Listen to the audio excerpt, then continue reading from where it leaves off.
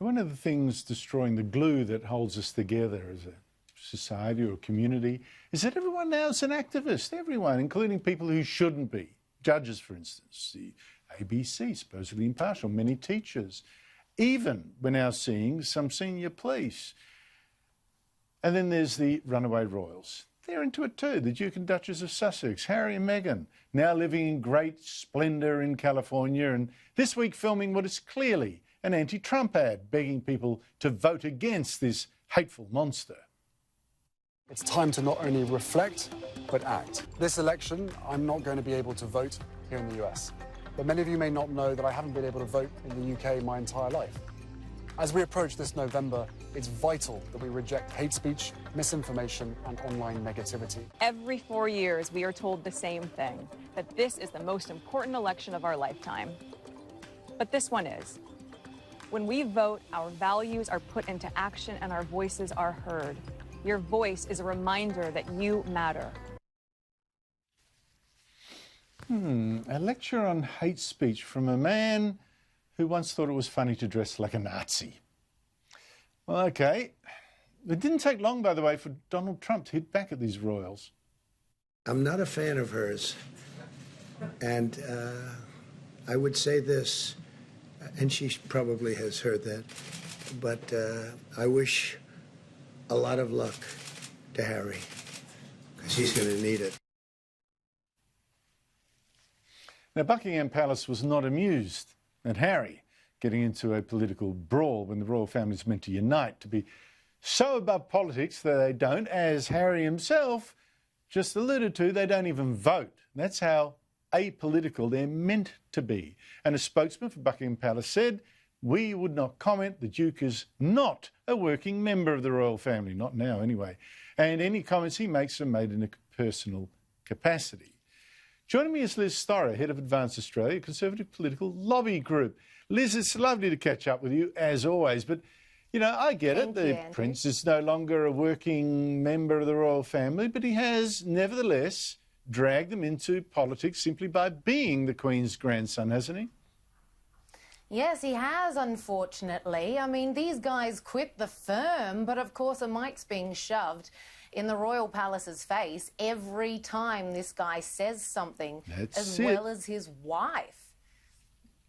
Well, that's the point. The reason the Buckingham Palace spokesman is commenting is precisely because the palace has been implicated in this. Now, why would he be trashing the tradition of staying out of politics?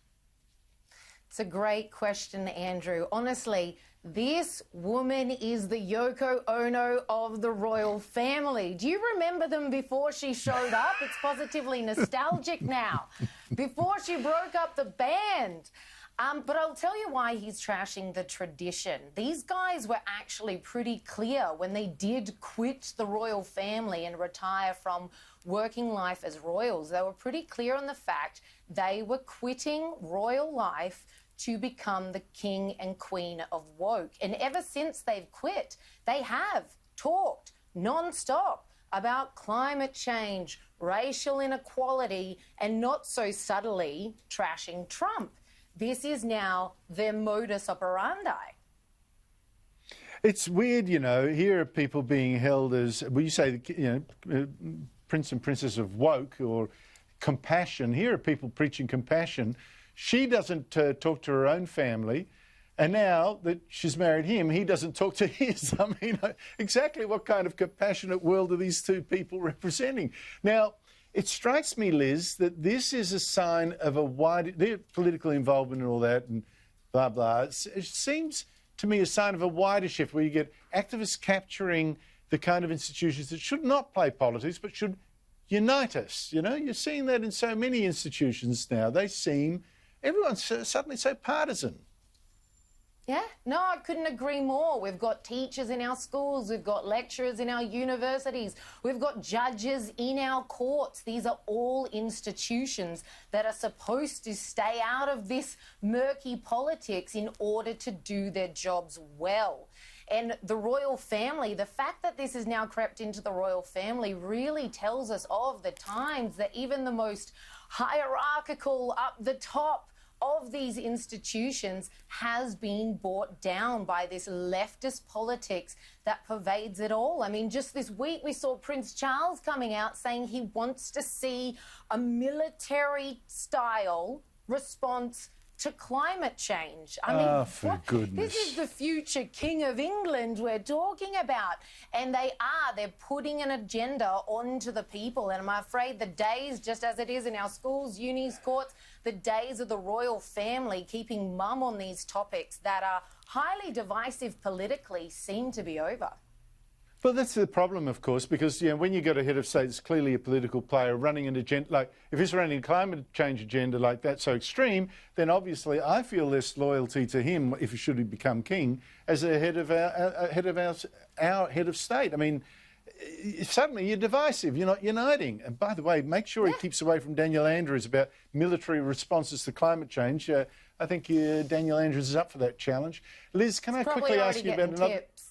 Oh, my goodness me. Let's quickly get off that topic in case the news spreads. Liz, can I quickly ask you about another issue? Big business increasingly interfering in the private lives of their employees. BLACKROCK is a huge New York investment firm, 16,000 staff. It's now got a new policy for its staff. They must not only tell their bosses if they have a relationship with anyone else on the staff, and most people now do meet their partner at work or wherever. They've also got to inform their bosses if they're having a relationship with anyone outside the company who's got dealings with it. Service provider, vendor, customer, client, anyone, a third party. Fair enough? No, not at all. I mean, this is a massive overreach by BLACKROCK. I mean, how would you even police something like that for 16,000 people, firstly? But that's beside the point of whether it's right or not. The fact that we know employers can't interfere in our personal lives when it comes to our race, our religion, that kind of thing. And yet here they are. And we know that they're happy to act on it as well, because we saw a senior executive fired last year for having an affair that he didn't disclose. Like, is this a PR company or confessional? I mean, this is a massive overreach into the personal lives of people. And one of the most terrifying things about the policy that you're referring to, it extends beyond intimate relationships. They want to know family connections and any outside business interests. Not just love interests, but interests in general. Where does this end? How does this stop? And say I am dating someone that you believe to be a conflict of interest in your company. What are my options? Do I quit or break up with them? Is that where the line is drawn here? Oh, but it's so embarrassing potentially too, Liz. Like you're saying, you have to go to your personnel manager. Look, I'm actually seeing, someone or other, and then next week you've got to go back and say, look, we're off. Sorry, we had a bust up. And then 2 weeks later, we're on again. All that kind of... It's just incredible. Yeah, and when do you have to let them know? Are we talking third date? Or we just moved in and bought a dog together? Like, where does I just asked her out. It's like a new... Yeah. It's like a new kind of almost authoritarianism whereby because I employ you and you're on my payroll, I get to know whatever I want about you and to control it. The answer is a big fat no, you don't. But out. You manage your company, I'll manage my private life. Liz Storrow, thank you so much indeed for your time. Thanks so much, Andrew.